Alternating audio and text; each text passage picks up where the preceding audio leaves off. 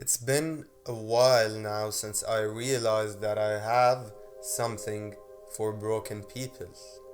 And I'm not sure how many of you, like most of you, or some of you, or many of you, would relate to this, but it's been almost a decade for me since I realized this. And at first, I was like, what the hell? What's wrong with me? What's going on here? Where am I trying to get at with this?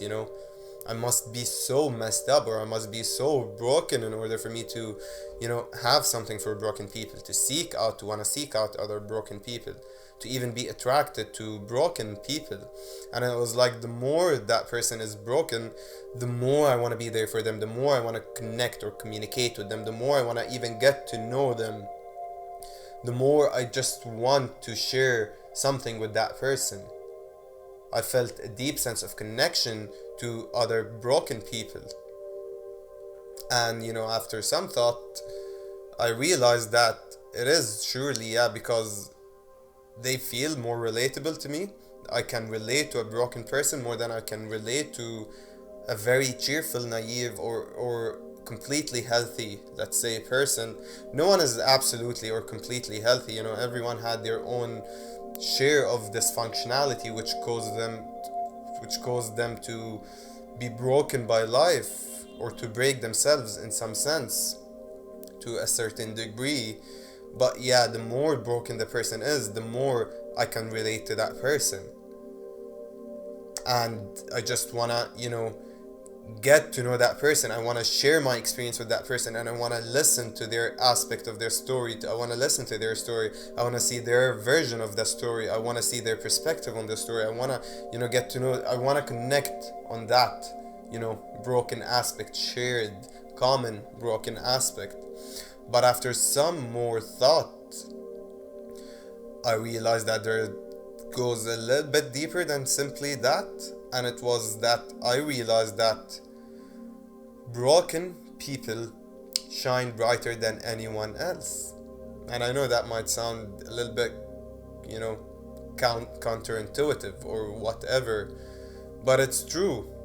It adds, experiencing a fair share of misery or hurting or painful experiences or trauma in your life actually adds a deeper depth to your character. It adds an extra layer of depth to your personality. And it makes you someone who's willing, it makes you someone who's more empowered, it makes you someone who, regardless of everything that they've been through, they are still willing to live. They still have hope. They still, are able to envision their future to be something bright, to be hopeful towards the future. And that makes you graceful, that makes you walk in grace. But even that they are owning it, because the fact that I've known that they are broken means that they have let it be known. And that's a different kind of ownership, of self-ownership. Like owning yourself enough to share such experiences, or to share indicators of how much sorrow and pain and triggers and trauma you've been through. That makes you shine so bright. That makes you very empowered. Although you might,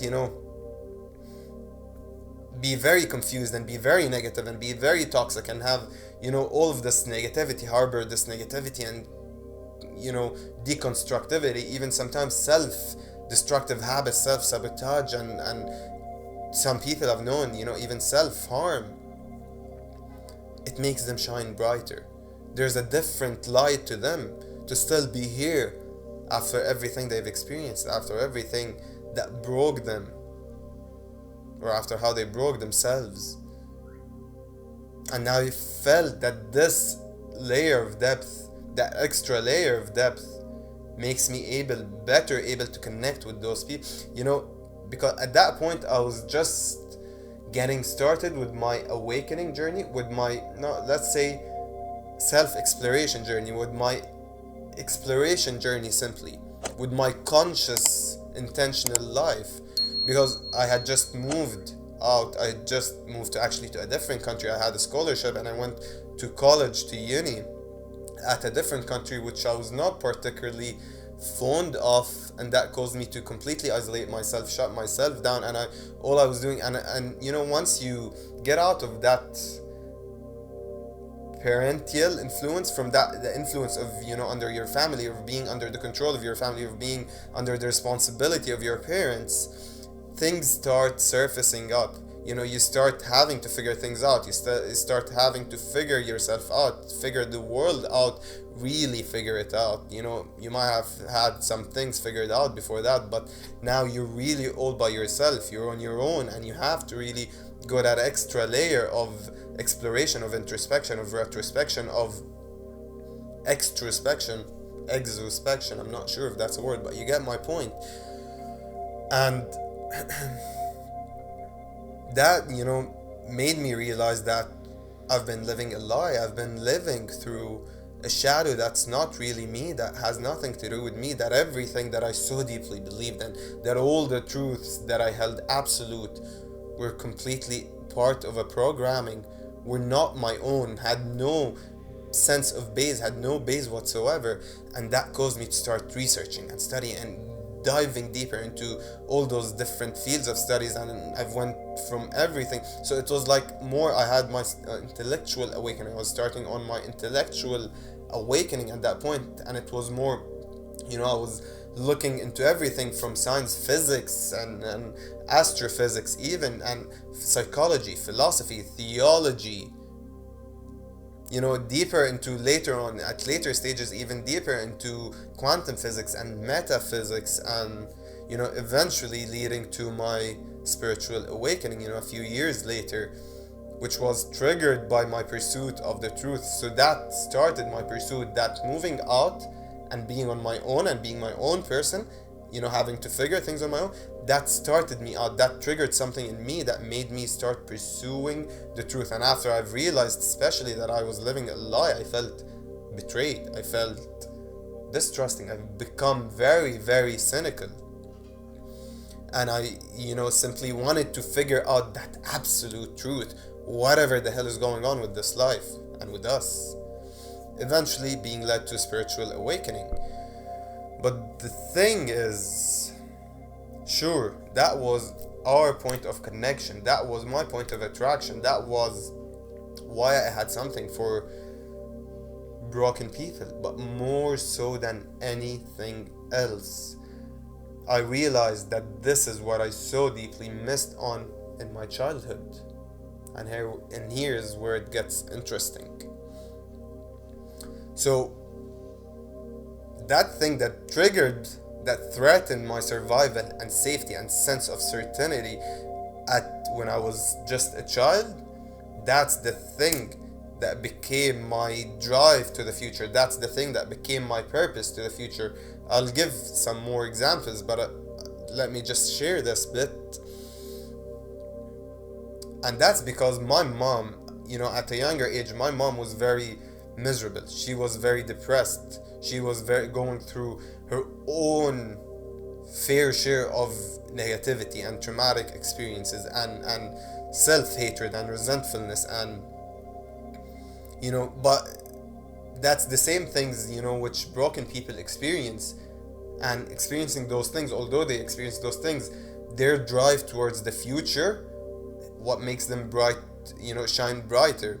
But when you so deeply identify with all of those things that they become your life and they turn into the rest of your life, that's a different story. And that's what happened with my mom. And my dad wasn't particularly there for her, you know, emotionally, more than anything else.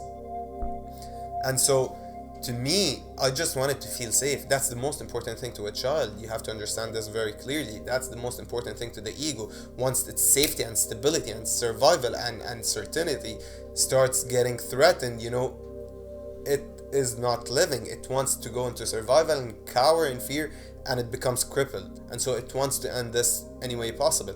And to me, you know, although I tried, no matter what I tried, of course I was just a child, so no matter what I tried with my mom in order to make her feel better, in order to make her, you know, create for me a safe environment, coach her at that kind of age.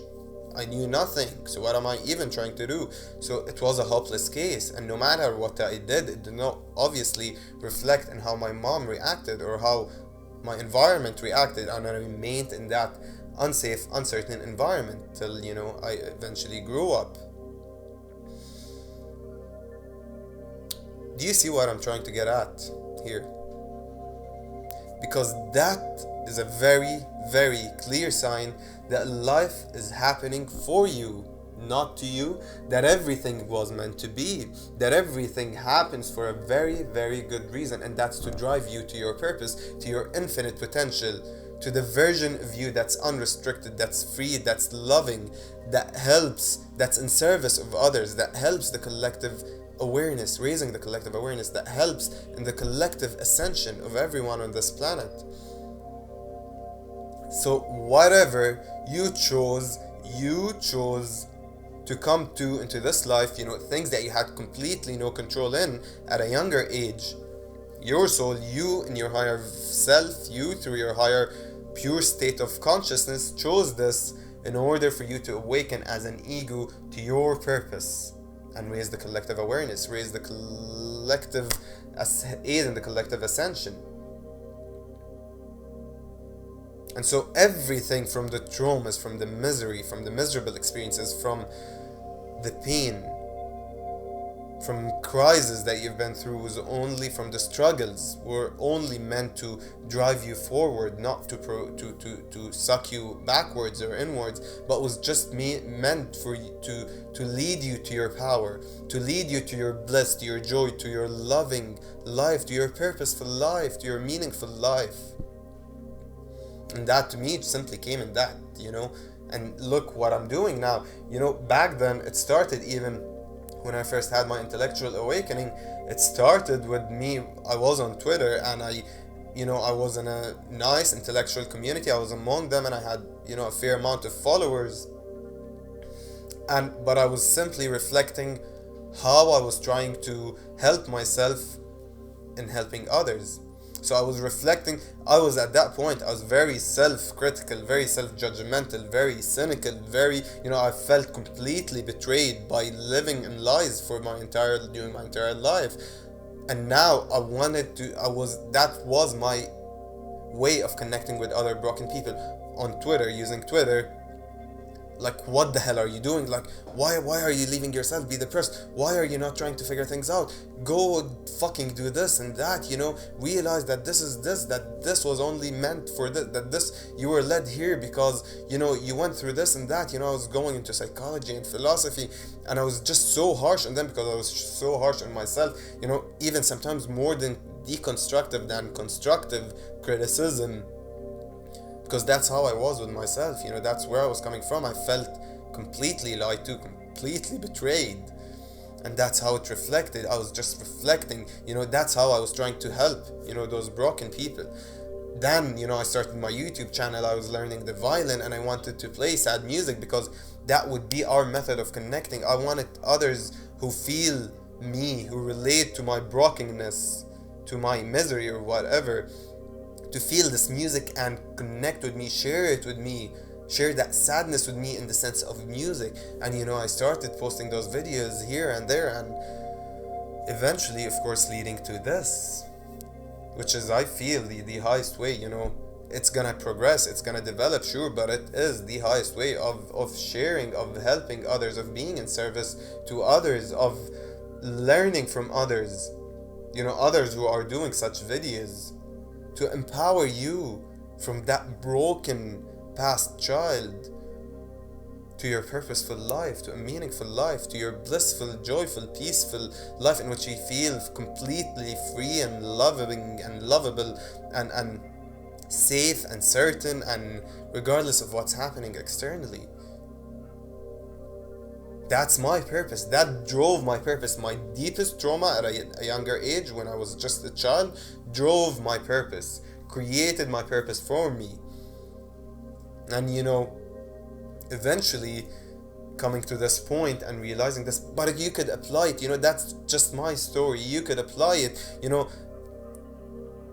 there are some broader examples which serve for all of us, like, if you've had, your parents were poor around money management, and they might have had some money or not at all, so they made it completely unstable environment for you, and uncertain and unsafe, because there's always money problems and this and that, and you as a child, you had nothing to figure out, to deal with money problems. What the hell are you to, how are you even going to come out with a solution for such a problem? So you've kept feeling a need, to figure out how to let them make money in order for you to feel safe, in order for them to provide you with a safe environment.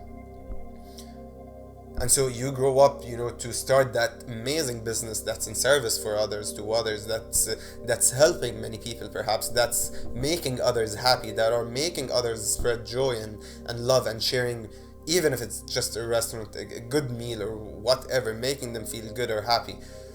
Or if it's your conscious business, something, has to do with spirituality and self-development, self-evolvement, self-empowerment, self-love, regardless. Or if it's just love, your parents were feeling unlovable, and that made them very frustrated and very resentful, and creating for you an unsafe environment, and that made you so desperate to give them the love they needed, to coach them to finding their own love. And as a child, you had no way to do that, and so you grew up to be a love coach, a relationship coach, helping others love themselves, helping others find their loving partners, falling in loving relationships, creating loving relationships, building a community over love. Whatever that was, there are hundreds of other examples, you build on that. But what I'm trying to say here is that life is working for you. Life is happening for you. All of those traumas, all of those triggers, they are leading you forward. They are leading you. You chose this in order for you to be led to your highest purpose, to your most meaningful life, towards your infinite potential, and awakening through that, and raising the collective frequency through that, aiding in the collective ascension, using that, by breaking through barriers. But it depends on you, on how long you take to get to that point, because we resist this journey so much, this journey of healing through those blockages, of those deep self-limiting beliefs, of us not being able to provide for others, to give love for others. This was the thing I mostly struggled with, to help my mom, in order for her to be able to provide me a safe environment, to give her love, to be of use to her, to help her find her empowerment regardless of what's happening externally. That's what I needed to do the most in my childhood in order to feel safe and certain and, survive peacefully. But I could not do it. And then, I associated with that so deeply, and with her patterns so deeply, and then I kept resisting them every time they happened. Everything, an experience happened that tried to make me go deeper into myself and heal through those blockages and unblock myself, I would resist it. And that only, delays the breakthrough, creates a deep, it goes away, and then the pattern recreates. That's why it's a pattern. And it depends, 1 times, 2 times, 3 times, 4 times, 10 times. It could go on and on with some people, until you make that choice of going right through it, of healing it, of going through your blockages, and then you come outside, one blockage, come on the other side, one blockage less, healed from a specific aspect to you, from a specific blockage, obstacle that's keeping you from embracing your infinite potential, from living that purpose you've been deeply seeking since a young age, since you were 5, 6, 4, 7 years old, or even older, it does not matter. But that's only one indicator that everything happens for you, that everything that has happened was meant to be, and it was for a very very, very good reason. That's the title of my last video. Feel free to watch it since this one has come to an end. Thank you so much for tuning in to another video of by AF's Conscious Frequency and sharing this with me. Don't forget to like this video and subscribe to my channel because it helps me so much, and it helps this video find its way to many more others who might actually need it.